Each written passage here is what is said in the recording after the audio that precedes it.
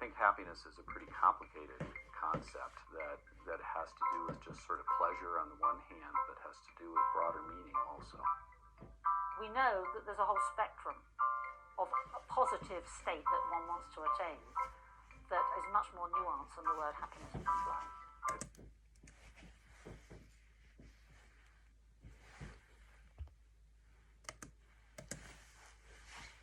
As you can tell, happiness means different things to many different people.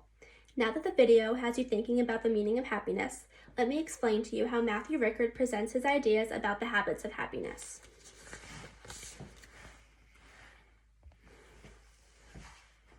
Matthew Rickard presented his TED Talk in February of 2004. He gave his speech on a stage in front of a live audience. He continued his speech without any interruption from the audience or without any interaction from the audience.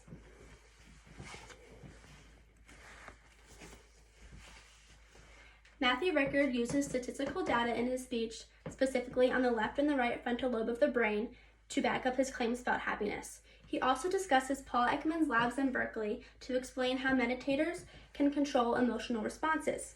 And as a former biochemist himself, Rickard states that there are many mind-training ideas to generate a sense of fulfillment and a form of happiness.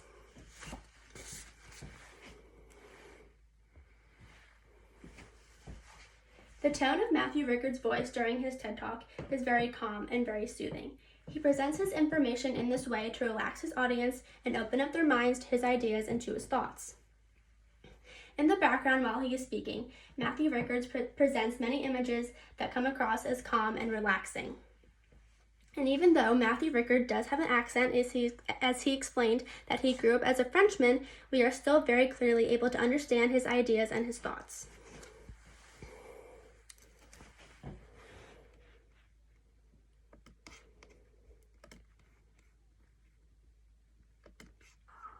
I say, why? We have enough space in the tent. They say, yes, it's summertime.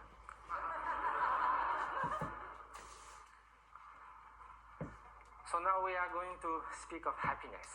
As a Frenchman, I must say that there are a lot of French intellectuals that think happiness is...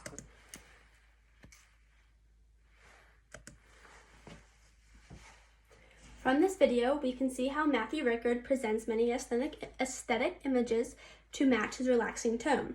He also speaks about being a Frenchman, and even though he is a Frenchman, we can still understand what he is trying to say. As you can understand, the way that Matthew Rickard chooses to engage with the audience has a huge impact on their actions once the presentation is over and once they leave the room. Let me leave you with this thought. Because Matthew Rickard gave a mindful speech while remaining calm and steady, the audience is more likely to follow through with his ideas that relate to how they can lead a happier life. The way one defines happiness varies. How will you choose to lead a happy life?